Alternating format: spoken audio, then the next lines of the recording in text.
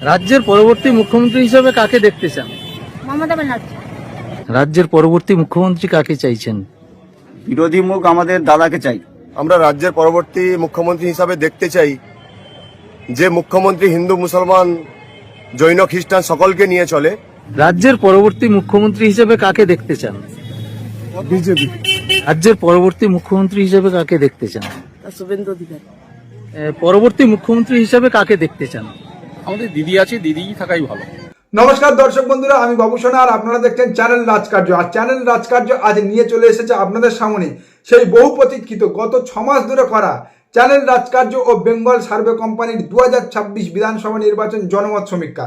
কারণ অলরেডি আপনারা জেনে গিয়েছেন সম্ভবত এই চলতি মাসের শেষের দিকে 28শে ফেব্রুয়ারি নির্বাচন কমিশন 2026 বিধানসভা নির্বাচনের নির্ঘণ্ট ঘোষণা করতে পারে এবং 27শে এপ্রিল নির্বাচন অনুষ্ঠিত হতে পারে। যদি তা এক দফায় হয়, যদি দফা বাড়ে তাহলে ডেটও বাড়বে। আর সেই জায়গা থেকে বর্তমানে যে বঙ্গ রাজনীতির পারতুঙ্গে সমস্ত রাজনৈতিক দল যে একেবারে কোমর বেঁধে মাঠে নেমে পড়েছে তা আপনারাও অনুভব করতে পারছেন বা টের পাচ্ছেন। তাই পরিবর্তন নাকি প্রত্যাবর্তন, জোট নাকি একলাচল কংগ্রেস, কি চাইছে বাংলার জনগণ, বাংলার জনগণের কি মতামত, সেই বাংলার জনগণের মতামত অর্থাৎ জনমতের একটা ছোট্ট স্যাম্পল নিয়ে আজ আমরা আপনাদের সামনে হাজির হয়েছি। তবে শুরুতে আপনাদের বলে রাখি, বেঙ্গল সার্ভে কোম্পানি ও চ্যানেল রাজকার্য এই যে জনমত সমীক্ষা করেছে সেই জনমত সমীক্ষা মূলত 6টা প্রশ্নের উপরে বেশ করে আমরা এই স্যাম্পল বা নমুনা সংগ্রহ করেছি পশ্চিমবাংলার 294টা বিধানসভা কেন্দ্র থেকে। পশ্চিমবাংলার 294টা বিধানসভা কেন্দ্রে যেগুলো পঞ্চায়েত এরিয়া রয়েছে, আমরা চেষ্টা করেছি প্রায় 80 থেকে 85% পঞ্চায়েত এরিয়া কভার করতে, এবং যেগুলো কর্পোরেশন বা মিউনিসিপ্যাল এরিয়া রয়েছে সেই প্রত্যেকটা ওয়ার্ড বা পঞ্চায়েতের বিভিন্ন ধর্ম বর্ণ পেশার মানুষ মিলিয়ে এক একটা বিধানসভায় আমরা প্রায় 1600 থেকে 2000 সাধারণ জনগণের জনমত সংগ্রহ করেছি। এবং তাদের কাছে ওই যে বললাম আমরা 6টা প্রশ্ন রেখেছিলাম, স্যাম্পল প্রশ্ন। সেই 6টা প্রশ্ন অনুযায়ী আমরা জানতে চেয়েছিলাম যে আগামী দিনে তারা রাজ্যে পরিবর্তন না প্রত্যাবর্তন চাইছে, আগামী দিনে তারা এই রাজ্যে মুখ্যমন্ত্রী হিসাবে কাকে চাইছে, এই রাজ্যে বর্তমান যে সরকার রয়েছে সেই সরকারের কাছে তারা কতটা খুশি, বর্তমানে কেন্দ্রে যে সরকার রয়েছে অর্থাৎ ভারতীয় জনতা পার্টির কাছে তারা কতটা খুশি, এবং চলতি এসআইআর এ কতটা প্রভাব পড়বে এই নির্বাচনে। ও 6 নম্বর প্রশ্ন হিসাবে আমরা তাদের সামনে রেখেছিলাম বর্তমান যে রাজ্য সরকার তাদের বিরুদ্ধে যে একাধিক দুর্নীতির অভিযোগ রয়েছে সেই সম্পর্কে তাদের মতামত কি। তো এই 6টা প্রশ্নের উপরে ভিত্তি করে আমরা মূলত স্যাম্পল সংগ্রহ করেছি প্রত্যেকটা বিধানসভা থেকে 1600 বা 2000 মানুষের কাছ থেকে। আর সেই জনমত বা সেই স্যাম্পলের ভিত্তিতে আজকের আমরা আপনাদের সামনে জনমত সমীক্ষা 2026 বিধানসভা নির্বাচন তুলে ধরছি। তো প্রথম কুচবিহারের মাথাভাঙা যা জয়লাভ করতে পারে আগামী 2026 বিধানসভা নির্বাচনে ভারতীয় জনতা পার্টি আমাদের জনমত সমীক্ষা রিপোর্টে উঠে আসছে। কুচবিহার উত্তর ভারতীয় জনতা পার্টি, কুচবিহার দক্ষিণ Trinamool Congress, Sitalkuchi BJP, Sitai TMC, Dinhata TMC, Natabari BJP. অর্থাৎ 7টা বিধানসভা, কুচবিহার লোকসভার অন্তর্গত 7টা বিধানসভা। 7টা বিধানসভার মধ্যে তৃণমূল কংগ্রেস জয়লাভ করতে পারে 3টি বিধানসভাতে, ভারতীয় জনতা পার্টি জয়লাভ করতে পারে 4টি বিধানসভাতে। পরবর্তী লোকসভা আলিপুরদুয়ারের অন্তর্গত মাদারিহাট, যে মাদারিহাটে উপনির্বাচনে তৃণমূল কংগ্রেস ভারতীয় জনতা পার্টির কাছ থেকে আসনটা ছিনিয়ে নিয়েছে, সেই মাদারিহাট কিন্তু আগামী 2026 বিধানসভা নির্বাচনে আবার তৃণমূল কংগ্রেসের হাতে থাকছে, তেমনটাই কিন্তু আমাদের জনমত সমীক্ষা রিপোর্টে উঠে আসছে। Alipurduar Trinamool Congress, Tufanganj BJP, Kumarganj BJP, Kalchini Trinamool Congress, Falakata BJP, Nagrakata BJP. অর্থাৎ আলিপুরদুয়ার লোকসভা কেন্দ্রের অন্তর্গত 7টা বিধানসভার মধ্যে দেখা যাচ্ছে তৃণমূল কংগ্রেস জয়লাভ করতে পারে 3টিতে, ভারতীয় জনতা পার্টি জয়লাভ করতে পারে 4টিতে। তো পরবর্তী লোকসভা কেন্দ্র জলপাইগুড়ি, এই জলপাইগুড়ি লোকসভা কেন্দ্রের অন্তর্গত মেঘলিগঞ্জ জয়লাভ করতে পারে তৃণমূল কংগ্রেস, ময়নাগুড়ি জয়লাভ করতে পারে ভারতীয় জনতা পার্টি, ডাবগ্রাম ফুলবাড়ি জয়লাভ করতে পারে ভারতীয় জনতা পার্টি, ধূপগুড়ি জয়লাভ করতে পারে তৃণমূল কংগ্রেস, জলপাইগুড়ি বিধানসভা জয়লাভ করতে পারে তৃণমূল কংগ্রেস, মাল জয়লাভ করতে পারে তৃণমূল কংগ্রেস। পরবর্তী লোকসভা কেন্দ্র দার্জিলিং, এই দার্জিলিং লোকসভা কেন্দ্রের অন্তর্গত কালিম্পং, এই কালিম্পং বিধানসভা কেন্দ্রে জয়লাভ করতে পারে বিজিএম, ভারতীয় জনতা পার্টির শরিক দল। বিগত 2021 বিধানসভা নির্বাচনে যারা জয়লাভ করেছিল এই কেন্দ্র থেকে আবারও সেই ভারতীয় জনতা পার্টির শরিক দল বিজিএম জয়লাভ করতে পারে কালিম্পং থেকে, তেমনটাই কিন্তু সম্ভাবনা দেখা যাচ্ছে।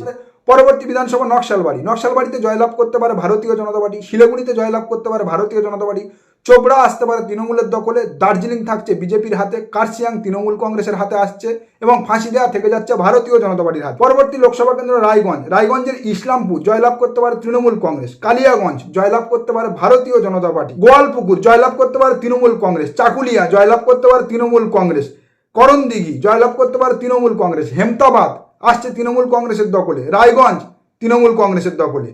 পরবর্তী লোকসভা কেন্দ্র বালুরঘাট, ভারতীয় জনতা পার্টির প্রাক্তন সভাপতি কাম বর্তমান হাফপ্যান্ট মিনিস্টার সুকান্ত মজুমদারের লোকসভা কেন্দ্র, যেখান থেকে বিগত 2024 লোকসভা নির্বাচনে সুকান্ত মজুমদার জয়লাভ করেছে মাত্র 10,000 ভোটের ব্যবধানে।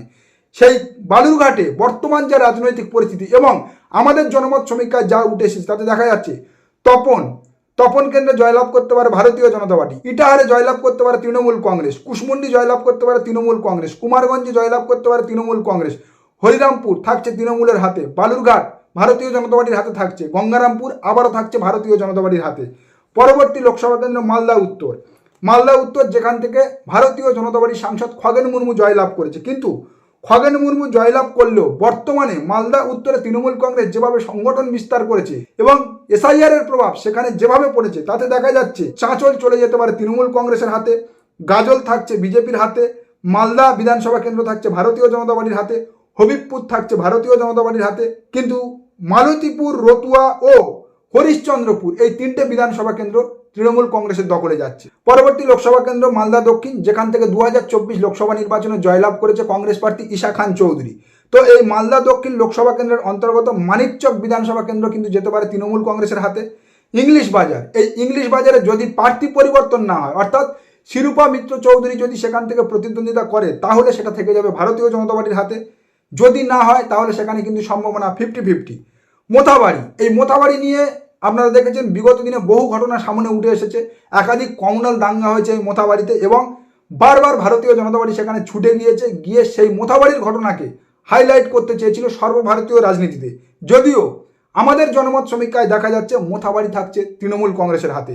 সুজাপুর, তৃণমূল কংগ্রেস এবং কংগ্রেস 50-50।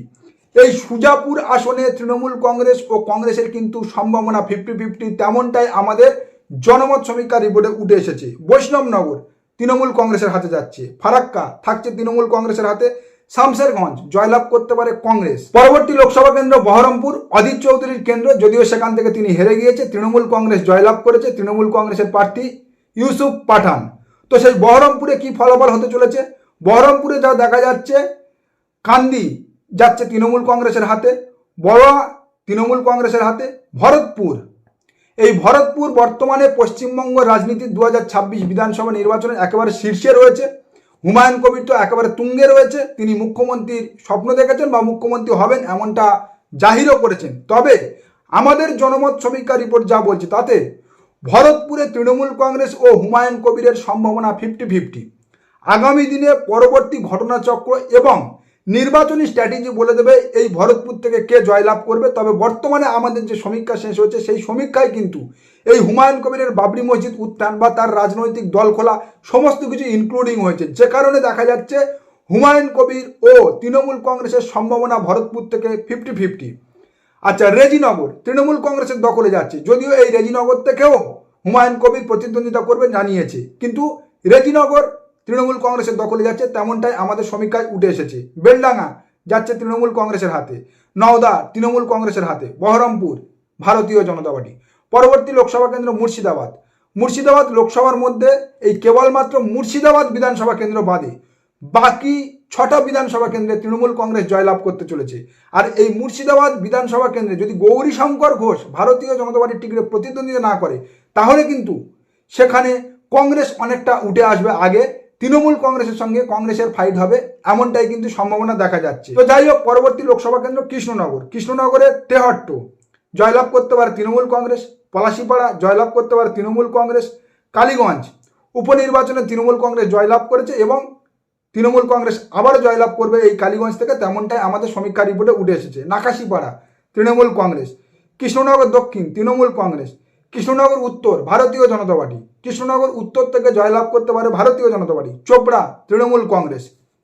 আচ্ছা, পরবর্তী লোকসভা কেন্দ্র রানাঘাট উত্তর পশ্চিম ভারতীয় জনতা পার্টি, কৃষ্ণগঞ্জ ভারতীয় জনতা পার্টি, নবদ্বীপ তৃণমূল কংগ্রেস, শান্তিপুর তৃণমূল কংগ্রেস, রানাঘাট উত্তর পূর্ব ভারতীয় জনতা পার্টি, চাকদা ভারতীয় জনতা পার্টি।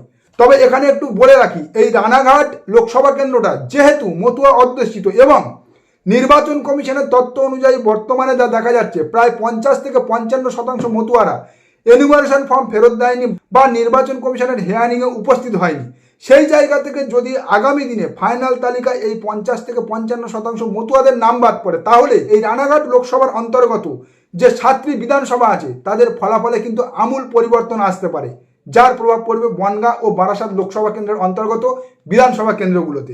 বাগদাতে জয়লাভ করতে পারে তৃণমূল কংগ্রেস, কল্যাণী থাকছে ভারতীয় জনতা পার্টির হাতে, হরিণঘাটা থাকছে ভারতীয় জনতা পার্টির হাতে, স্বরূপনগর তৃণমূল কংগ্রেসের হাতে, বনগাঁ উত্তর ভারতীয় জনতা পার্টি, বনগাঁ দক্ষিণ ভারতীয় জনতা পার্টি।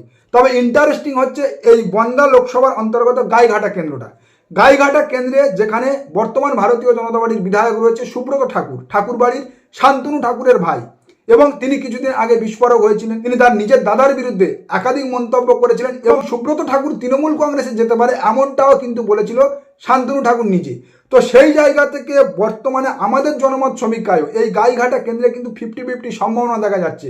যদি সুব্রত ঠাকুর তৃণমূল কংগ্রেসে যোগদান করে তাহলে কিন্তু গাইঘাটা কেন্দ্রটা যাবে তৃণমূল কংগ্রেসের হাতে, না হলে বর্তমান আমাদের সমীক্ষায় 50-50 উঠে এসেছে। পরবর্তী লোকসভা কেন্দ্র ব্যারাকপুরের আমডাঙ্গা তৃণমূল কংগ্রেস জয়লাভ করছে, ভাটপাড়া বিজেপি, নৈহাটি টিএমসি, ব্যারাকপুর তৃণমূল কংগ্রেস, নোয়াপাড়া তৃণমূল কংগ্রেস, বীজপুর 50-50, জগদ্দল তৃণমূল কংগ্রেস। পরবর্তী লোকসভা কেন্দ্র দমদম লোকসভা কেন্দ্রের 7-7 বিগত লোকসভা নির্বাচনের ফলাফলও তাই বলছে, 2021 বিধানসভা নির্বাচনের ফলাফলও তাই বলছে। বারাসাত 7-7 বিগত 2024 লোকসভা নির্বাচন, 2021 বিধানসভা নির্বাচন এবং আমাদের জনমত সমীক্ষা রিপোর্টে তেমনটাই উঠে এসেছে। বসিরহাট, এই বসিরহাটের মধ্যে কেবলমাত্র ভাঙড়টা 50-50 রয়েছে নওশাদ সিদ্দিকীর আইএসএফ ও তৃণমূল কংগ্রেসের মধ্যে। সেখানে আগামী দিনে যদি নওশাদ সিদ্দিকী প্রতিদ্বন্দ্বিতা করে তাহলে খুব কঠিন চ্যালেঞ্জের মধ্যে দিয়ে যেতে হবে তৃণমূল কংগ্রেসকে।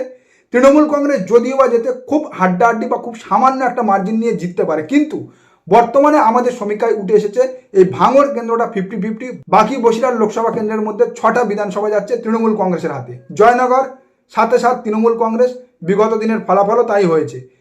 মথুরাপুর 7-7 তৃণমূল কংগ্রেস, ডায়মন্ড হারবার বলার জায়গা থাকে না, 7-7 তৃণমূল কংগ্রেস। তাহলে আলটিমেট কি দাঁড়ালো?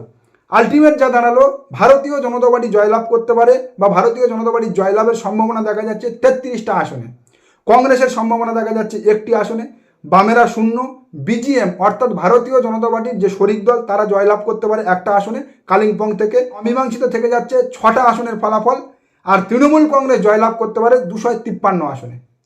অমীমাংসিত 5টি, ভারতীয় জনতা পার্টি পেতে পারে 33টি, কংগ্রেস 1টি, বিজিএম 1টি, বাম 0 এবং তৃণমূল কংগ্রেস 253।